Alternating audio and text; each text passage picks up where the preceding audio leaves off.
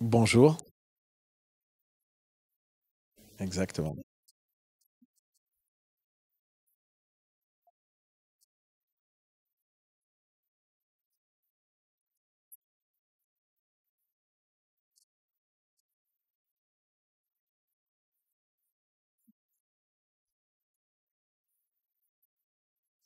Alors, l'Innovaton, c'est à peu près une centaine de jeunes qui sont venus, qui ont travaillé pendant 54 heures, qui ont appris quelque chose qu'on apprend rarement, c'est comment se dépasser. On n'a pas une occasion de reporter le travail qu'on a à faire. Souvent, c'est des jeunes qui viennent du monde universitaire, qui n'ont pas encore beaucoup d'expérience professionnelle, et c'est une expérience assez intense, puisqu'ils doivent être sur place, pour certains fabriquer une application mobile. Et donc ça s'est très très très bien passé. On a eu des gens, beaucoup de Meknès, beaucoup de Fès, un peu de la région, et on a eu la chance aussi d'avoir des étudiants africains, du Bénin, je crois, de mémoire, du Cameroun et du Mali. Exactement.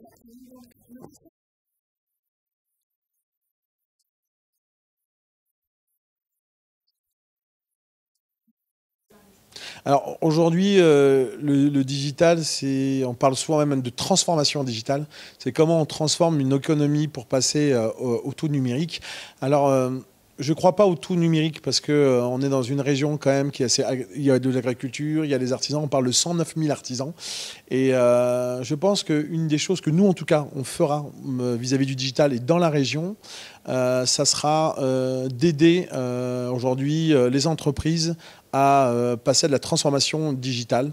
Et comment le digital peut aider, c'est qu'aujourd'hui, ça peut amener à s'ouvrir au niveau du monde. On parle quand même de 6 milliards d'humains, 7 milliards maintenant.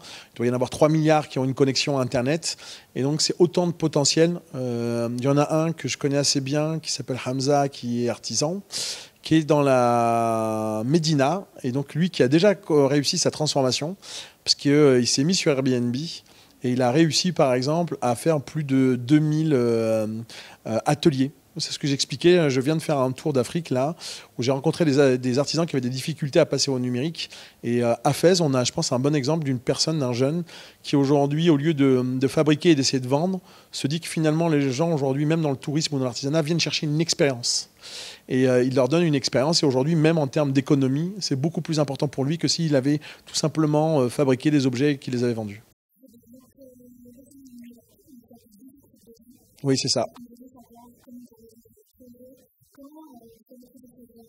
Alors, c'est le premier innovaton qu'il y a ici à Fès. C'est toujours intéressant parce que, comme vous l'avez dit, j'en ai fait une cinquantaine dans le monde. Et donc, c'est pour moi toujours un benchmarking de pouvoir me dire comment ça se passe. Et c'est toujours fou de se dire que, de toute façon, quoi qu'il arrive, là où même dans des endroits qui peuvent être reculés, qui peuvent être connus, il y a une forme de lissage. C'est qu'à partir du moment où on a accès à Internet, les jeunes que j'ai pu voir avaient des mêmes projets que j'ai pu rencontrer, que ce soit à Montréal, que ce soit au Vietnam, que ce soit un peu partout dans le monde. Ils avaient des bonnes idées. J'ai beaucoup aimé aider aussi les écoles de tourisme qui se sont déplacées. Et c'est assez difficile parce que ce n'est pas leur domaine le digital, mais elles sont venues en équipe de filles, deux équipes, alors qu'elles savaient qu'il y avait des ingénieurs, des développeurs qui étaient là, et pourtant elles ont quand même gagné un prix. Et donc c'est assez intéressant de voir à quel point l'envie, le désir peut ramener à de la réussite.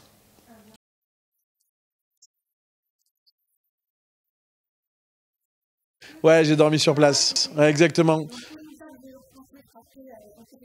Alors, ce que j'ai transmis, même au dernier moment, mais c'est peut-être pas, ça n'a pas été communiqué, mais de leur expliquer qu'aujourd'hui, quoi qu'il arrive, c'est pas de gagner un prix qui est intéressant parce que c'est une photo à un moment T. Moi, j'avais expliqué mon cas en 2009 à Paris où j'avais gagné le troisième prix et je l'avais rangé dans une armoire et puis j'avais vu le quatrième partir déçu. Et puis au bout de quelques mois, j'avais vu comme ça dans un journal qu'il avait levé une cinquantaine, enfin 50 millions d'euros aux États-Unis et qu'il avait réussi. Donc je leur expliquais que finalement, parce qu'on est quand même on a été quand même dans la présidence de la Chambre de commerce, qu'un entrepreneur aujourd'hui, c'est surtout la persévérance. Souvent, on échoue 1000 fois pour réussir 10 fois ou 20 fois. Il faut juste avoir cette envie de continuer à itérer. Ça veut dire on essaye, ça marche pas, on continue et ça marchera et au fur et à mesure. Et donc le message, ce que je dirais aujourd'hui aux jeunes, c'est de venir tenter l'expérience. Et c'est un bon exercice parce que c'est quelque chose qu'on se prouve à soi-même. Moi, je leur ai dit, c'est une chance unique. Pour une fois, vous allez pouvoir vous dire qu'est-ce que je vaux en 48 heures. C'est-à-dire qu'on n'a pas l'habitude de se tester, de se dire aujourd'hui, quelles sont mes capacités. Et là, j'ai 48 heures pour tester mes capacités intellectuelles, managériales, de communication. Alors, à Fès, alors, moi, je parlais de Fès, je connais bien le Maroc, mais j'ai bien choisi cette région-là. Et Fès-Meknès, même exactement. Et ce qui est intéressant, c'est qu'on va créer un lieu pour tous ces jeunes. Et ce lieu, pour nous, c'est comment l'intelligence collective du territoire peut servir au développement. Et donc, on va créer ce lieu, on espère l'ouvrir en mars 2020. Donc on demande à tous les jeunes de Fès et de Meknès, et puis même ceux d'alentour, de venir.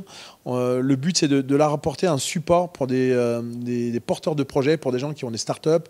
On va essayer de les accélérer, on va essayer de les aider. On va porter aussi des projets internationaux. On veut donner aussi la possibilité à notre réseau de venir à Fès et de faire en sorte que cette ville, cette région puisse être un portail sur nos réseaux, puisqu'on est présent sur 20 pays africains aujourd'hui, et de servir de lien, de pont entre l'Europe et l'Afrique, et voire peut-être même le monde, puisque j'ai vu qu'il y avait même des Chinois qui étaient présents aujourd'hui, et on va ouvrir ce lieu en mars 2020. Et donc, voilà, c'est une petite annonce. On va essayer de faire en sorte que tout se passe bien. Et donc, après l'Innovaton de Fès, nous voulons organiser un hackathon, un Innovaton, on espère février à Meknès. Et en plus, c'est une thématique qui est assez poussée, puisque ça sera sur la blockchain. Bah, bien sûr, j'espère. Merci beaucoup. Merci à vous.